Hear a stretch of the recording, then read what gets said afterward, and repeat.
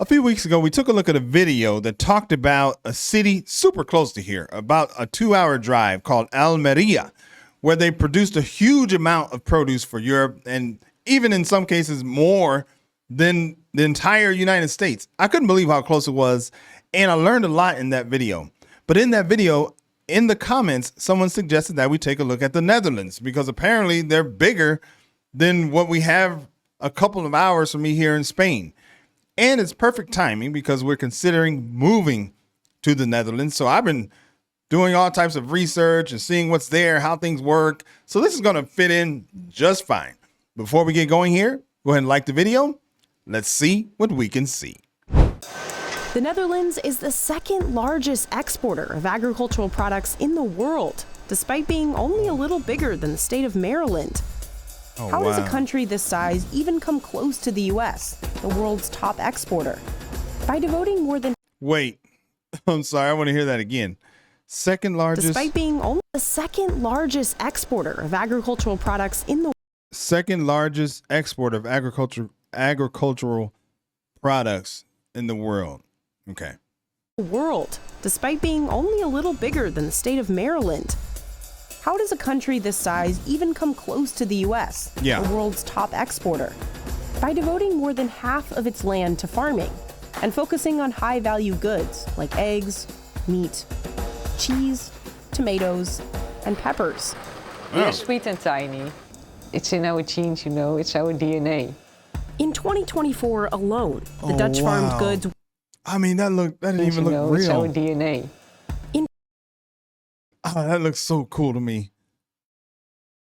2024 alone, the Dutch farmed goods worth over $140 billion. Oh, wow. The country pioneered greenhouse growing and now uses robots and algorithms that predict yield, optimize water use, and can even tell when a tomato is ripe.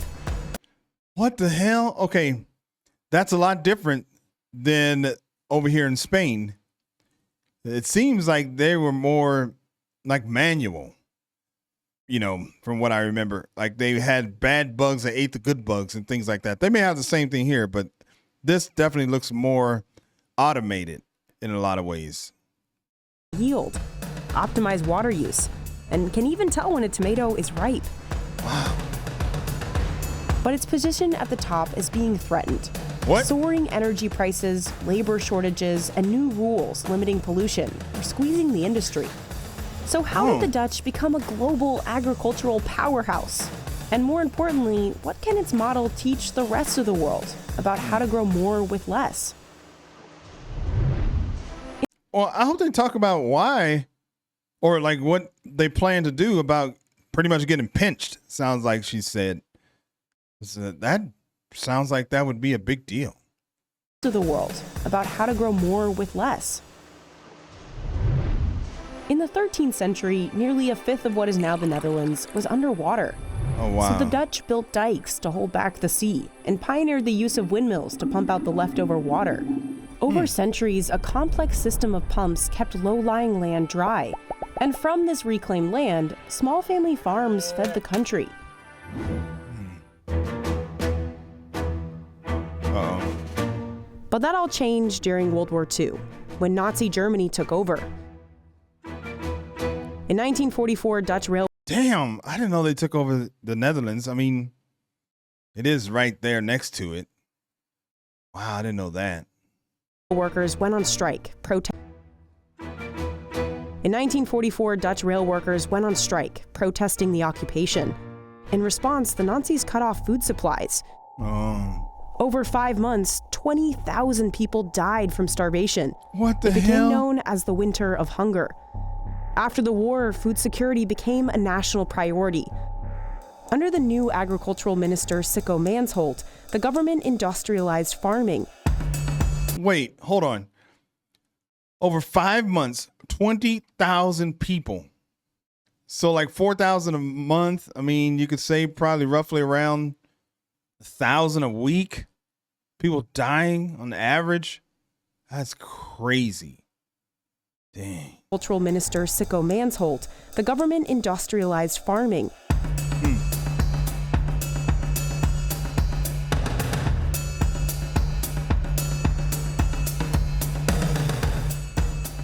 he subsidized important agricultural products and merged farms into bigger, more efficient ones.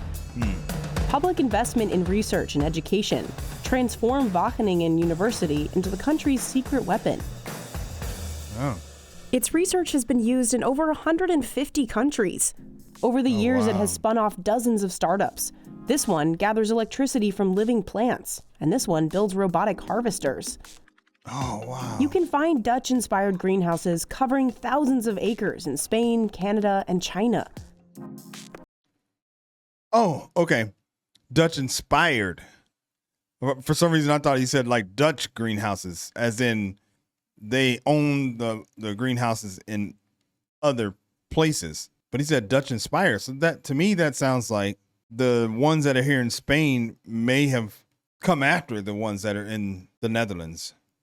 It all started in Westland, an area just outside of Rotterdam, with one of the world's largest concentrations of greenhouses.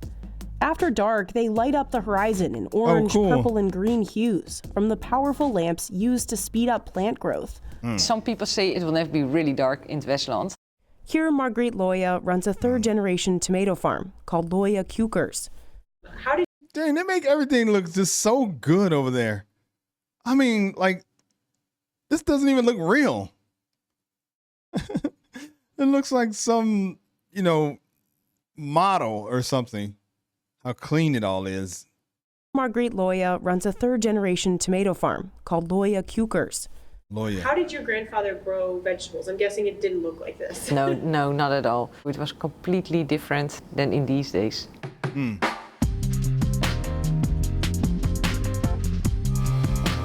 In these greenhouses, plants can grow a foot a week. Marguerite's team prunes, wraps, and lowers each one by hand. If you didn't control the vines. Oh, yeah, then you will get the jungle. The Netherlands exports more than 900,000 tons of tomatoes a year, despite having a climate that's naturally too cold and rainy for these warm weather fruits. Yeah. While high-tech solutions help them grow faster and year-round, they still need bees to pollinate every plant. You cannot do it without them.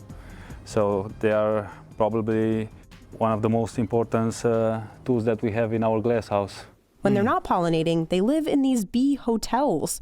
In each box are around 800 bumblebees. Oh, wow. You can hear them making more noise. Now, they are still cool. Wow. Overhead, LED lights mimic the sun and create optimal summer conditions year-round. Developed by scientists at Wageningen, these lights run more efficiently than older sodium bulbs. With the same electricity, you can get almost double light. Watering these plants has also become more efficient. Over the last 2 decades, greenhouses have reduced their water usage by as much as 90%. The water will fall here, and it will go back at the end of the row, and then it will go into a drain silo. We will clean this water and we will reuse it. Recycling. Okay. That means it takes just 4 liters of water to grow a kilo of Dutch tomatoes. Oh, damn. That's pretty damn good. That means it takes just 4 liters of water to grow a kilo of Dutch tomatoes, compared to the global average of more than 200 liters. While tech has optimized much of the growing process, humans still pick tomatoes better than robots, which struggle to see the fruit through these dense vines. It's ready to be harvested when the last tomato, this one, is completely red. For example, these two are just perfect. These are ready to be harvested because that's the moment when they have the best taste. Workers follow this chart to harvest tomatoes at peak flavor. This is green, so it's color number 3, so not ready. This, then this is quite red, but it's still not red enough. It's color number 8. So this one will be harvested with the second round this week. Because Loya only picks ripe fruit, it has a small window to get it into cold storage before it spoils.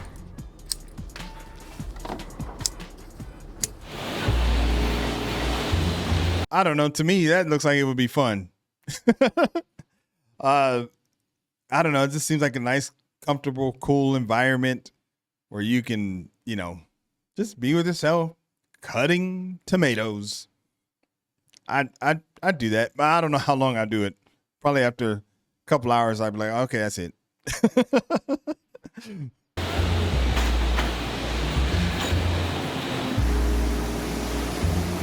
today the tomatoes came, we pack them in the night shift, and tomorrow morning everything goes away with the trucks.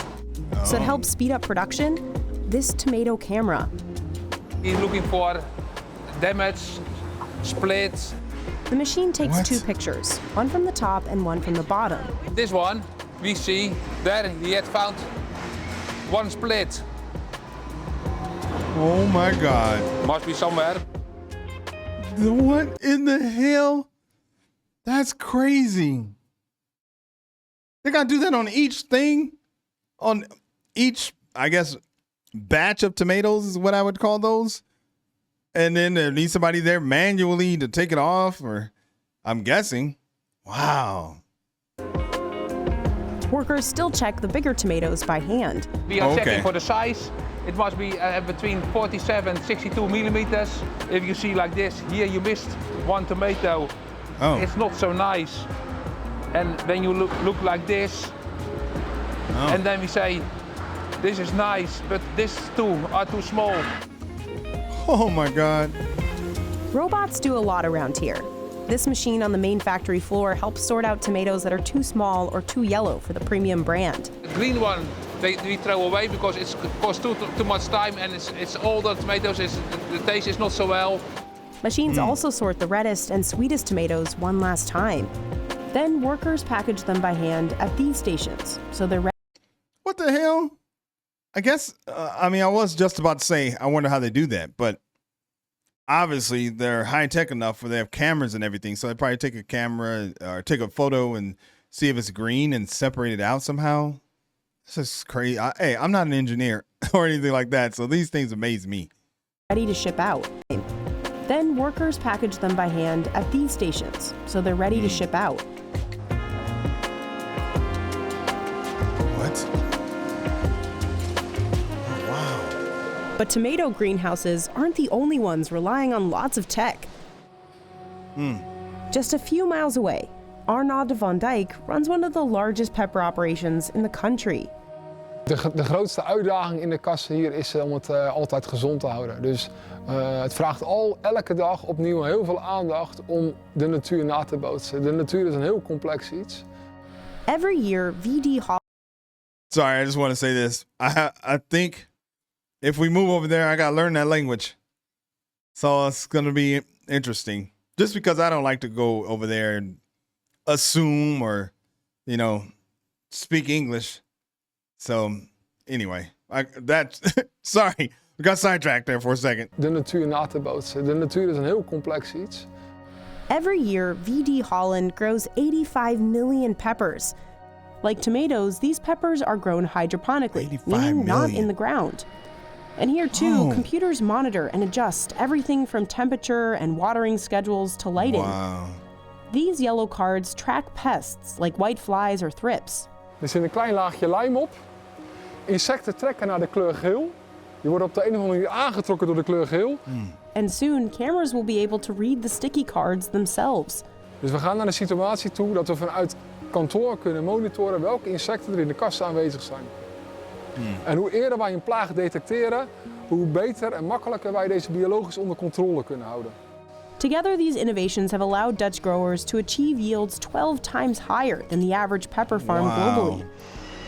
Since 2007, the company has also used automated carts, guided by wires in the floor, to move harvested peppers from the greenhouse to the processing hall.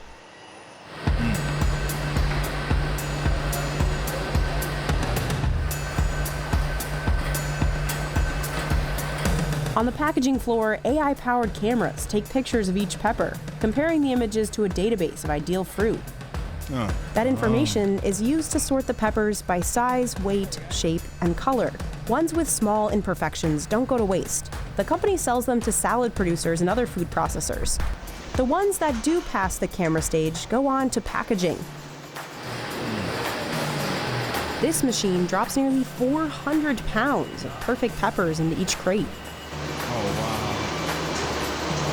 More and more automatic palletizing and self-driving forklifts are replacing humans in this factory. The Netherlands is facing a growing labor crisis, with 2/3 of businesses struggling to find workers. Really? It seems like some couple. I know they're having a housing crisis over there, I think. So labor crisis? Growing labor crisis, with 2/3 of businesses struggling to find workers. Wow. VD Holland 2/3. introduced all this new technology to automate as much of the packaging process as possible. As much as 95% of VD Holland's bell peppers are exported, and about 60% of all crops produced in the Netherlands leave the country. Its position on the North Sea makes it easy to ship from giant ports in Rotterdam and Amsterdam. Germany is the top buyer, but Dutch produce also reaches the UK, China, and the US. Producing and packing all of this food requires a lot of energy. Greenhouses across the Netherlands use nearly 107 petajoules, enough to power more than 2 million homes a year. Petajoules. I'm assuming that's like a panel? No, I don't know. I don't even know why I'm guessing. I don't know why I do that sometimes, but I don't know. I just like thinking out loud. Then maybe you can help me. I don't know. Requires a lot of energy. Greenhouses across the Netherlands use nearly 107 petajoules, enough to power more than 2 million homes a year. And not everyone's happy about this. Some studies estimate that a greenhouse-grown tomato could have 6 times the carbon footprint of a field-grown one. But that largely depends. Wait, I want to read that headline. Not everyone's happy about this. Indoor farming is a no-brainer except for the carbon footprint. Some studies estimate that a greenhouse-grown tomato could have 6 times the carbon. The innovation comes with higher upfront costs and a larger carbon footprint. That's true. I wonder if it's a good return on investment for the country, though. Carbon footprint of a field-grown one. But that largely depends on the energy source used to grow them. That's why Dutch growers are trying to change how their farms are powered. Until recently, much of their energy came from Russian gas. But the war in Ukraine forced the Netherlands to cut off imports. Energy prices soared as a result, forcing many greenhouses to look for alternatives. Loya already had its own power plant on site.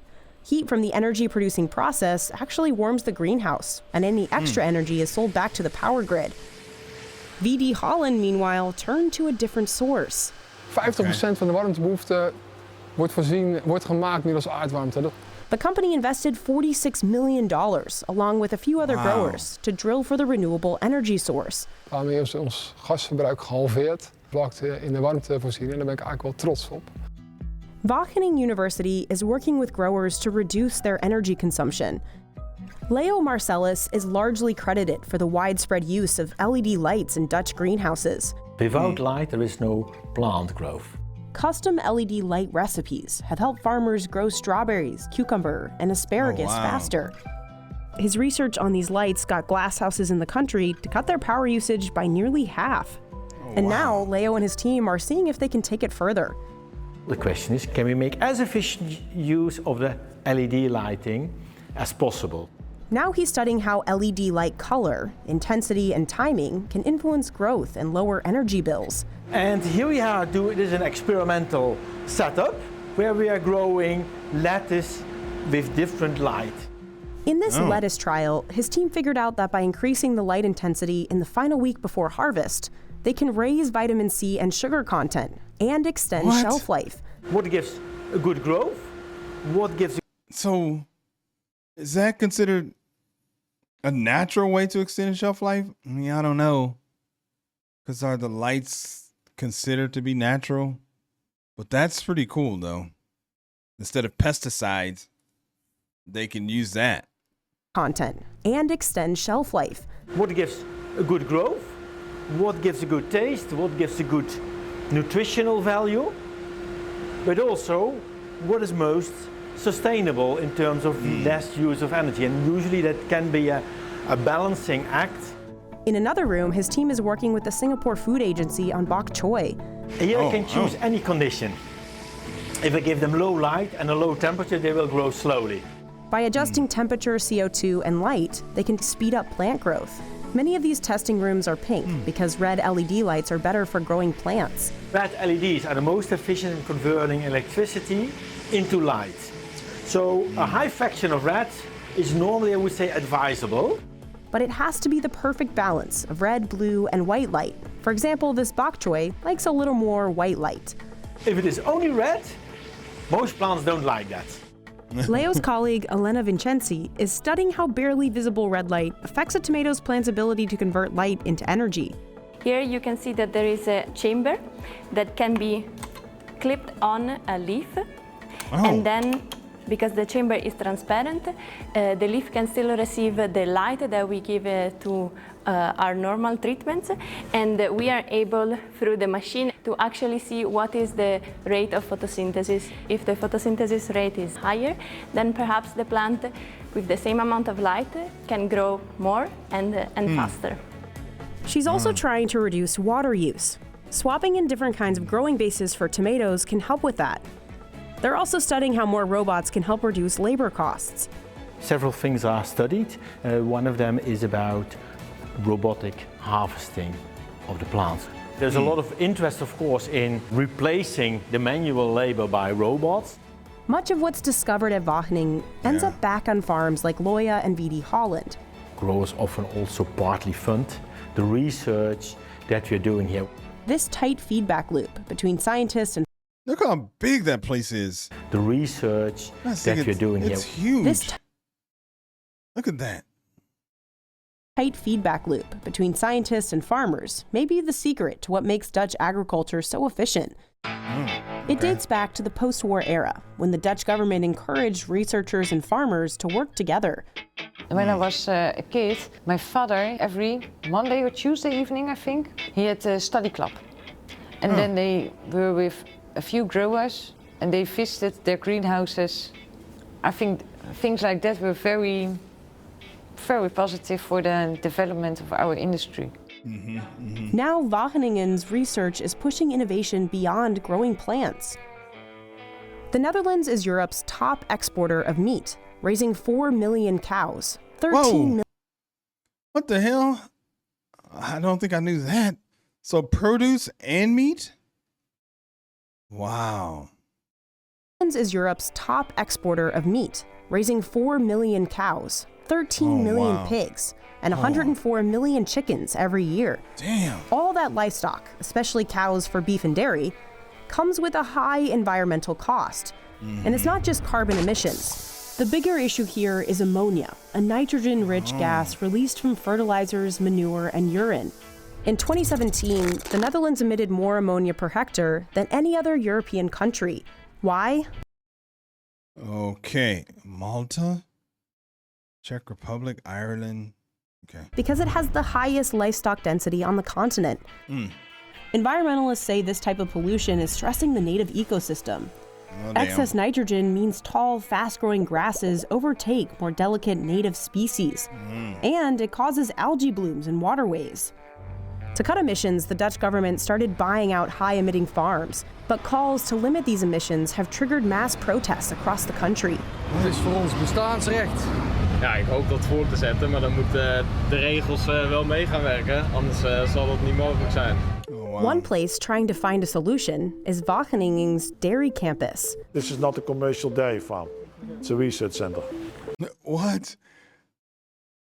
So they have is this like a university kind of dairy campus? Inspire the dairy chain tomorrow? Wageningen's dairy campus. And I wonder, with the high levels of ammonia, does it smell in the Netherlands? I mean, probably not, because it's big enough country where, you're not going to smell something that's kilometers away. But, I don't know. This is not a commercial dairy farm. It's a research center. Campus manager Kees de Koning and his team are focused on reducing nitrogen emissions from cows, starting from the ground up. They're testing floors that separate pee from poop, since mixing these two releases more ammonia. We can run trials where we separate the urine and the solids. The separated waste is stored in tanks under the barn to prevent emissions from escaping. They've also experimented with robot cleaners, but each one costs nearly $30,000. A steep price for most farms, which would need at least 2. The more accessible solution, changing the cows' diets. So, can we feed cows in such a way that we have less ammonia emission or less nitrogen losses? They're testing different feed combinations with the help of AI-powered troughs, which track how much each cow eats and how much methane and ammonia it produces. What? They've already found that replacing fermented grass with maize or fresh grass helps cut methane emissions. And when they lower protein and nitrogen levels in the feed itself, the cows will release less ammonia. Researchers are also using AI to track cows' health. The technology can spot issues like foot rot and identify low-emission cows for breeding. The Netherlands turned its flood-prone country into an agricultural powerhouse and exported that knowledge around the world. Flood-prone. I think it's below sea level. Oh, God. Okay. They keep saying stuff because I'm like halfway watching this because I want to learn about the greenhouses, but also want to hear things about living in the Netherlands. So that's why I keep pausing. Cows for breeding. The Netherlands turned its flood-prone country into an agricultural powerhouse and exported that knowledge around the world. But does Dutch innovation hold the secret to feeding the globe? Yes. The fact is that there is almost 1 billion people on the planet that go hungry every day. Jonas Jägermeyer is a climate scientist and crop modeler at Columbia University. He points out that half of the calories humans eat come from crops that are grown outdoors, grains like wheat, rice, and corn. But we're not going to grow staple crops or calorie-providing grain crops in a greenhouse environment anytime soon, simply because of financial requirements. To reproduce an equal number in harvest, in caloric production, say in a desert environment, coupled with a desalination plant that is using renewable energy, that is a sci-fi scenario that is promising, but we're not quite there yet. So to replicate those millions and millions of hectares of cornfields somewhere indoor is simply not feasible. The farms of the future. Hectares? Damn it. Isn't that like an acre? A hectare, I think. Future will have to rely on more than just tech. They'll need water, seeds, energy, local knowledge, and adaptable systems. There is no silver bullet. Any implementation strategy that would help change how farmers do practice, how food is processed and transported, and how food is then brought to the consumer needs to be in a locally tailored strategy. Jonas is now building AI tools that can give farmers early warnings of seasonal forecasts, fine-tune water use, and more importantly, connect growers across continents, allowing them to share insights in real time. Maybe the real Dutch export isn't tomatoes, beef, or robot harvesters. It's a mindset, one that values collaboration over competition and policies that drive efficiency. The Dutch can't feed the world alone, but they've forever changed the way it feeds itself.